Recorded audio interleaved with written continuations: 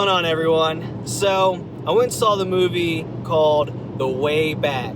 This is a basketball movie that stars Ben Affleck. And let me actually rewind a little bit on that. It's not necessarily a basketball movie.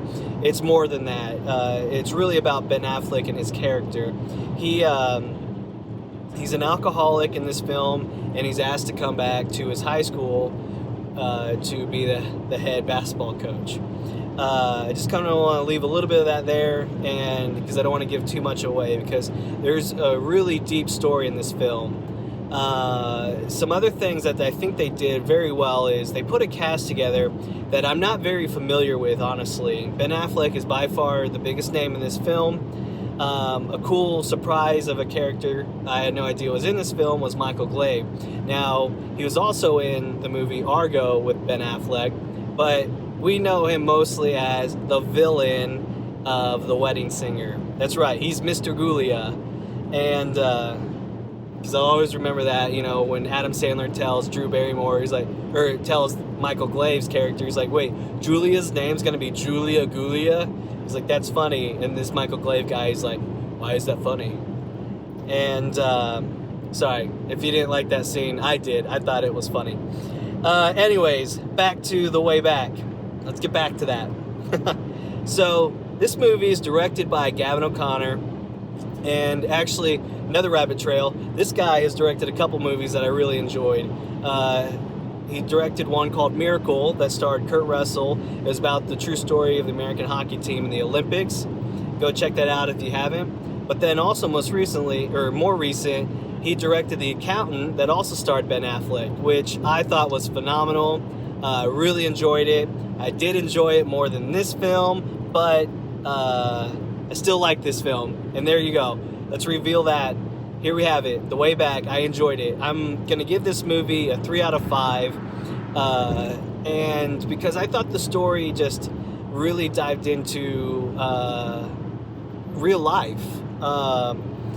You know, like I said, you know, Ben Affleck's character is an alcoholic, and just seeing some of the stuff that's going on in his personal life, his surroundings, and just a story about, like, can he be redeemed?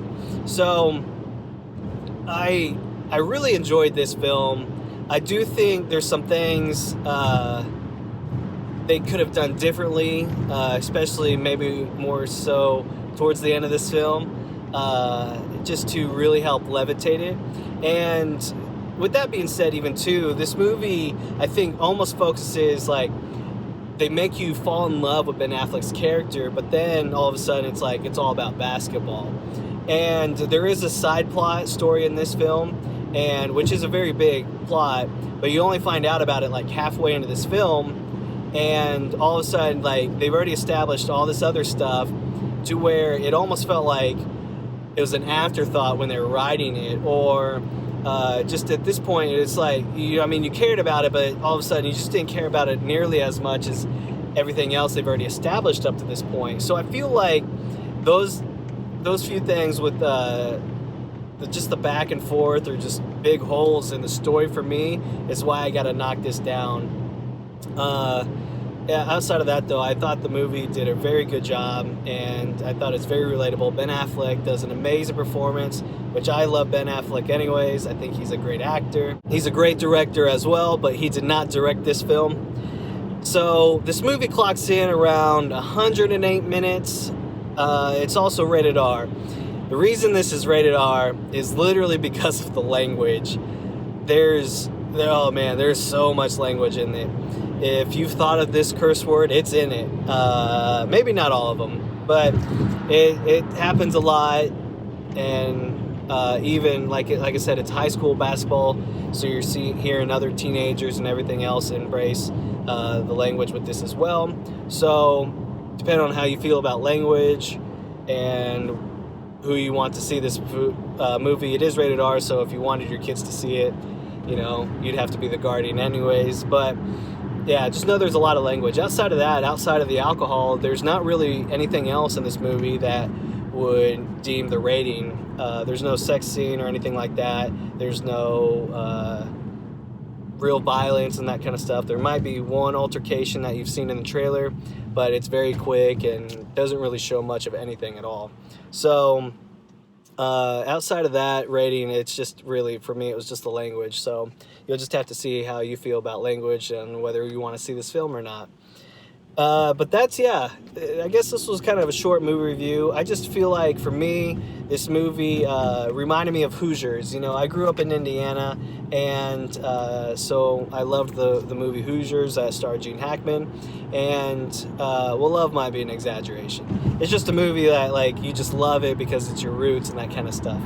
It's not a movie I go out of my way to see, though, by any means. I feel like, though, The Way Back is a modern adaptation of that movie, though. Like, here's a new story for everybody can embrace, because maybe not a lot of people love the movie Hoosiers because they don't like IU. I don't know.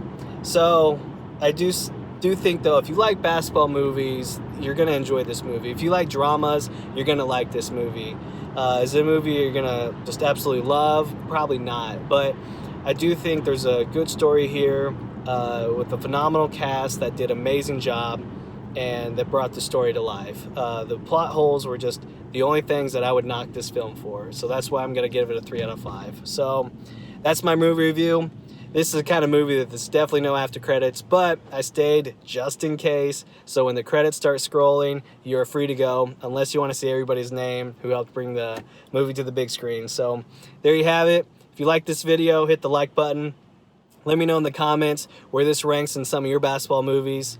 Like I said, it's not my favorite basketball one, but you know, it's definitely appreciated as a basketball movie, though, for sure. So yeah, hit me up in the comments. I do read them and I respond. So, and like always, hit the subscribe button. That way you're notified for future movie reviews. Thank you, everyone.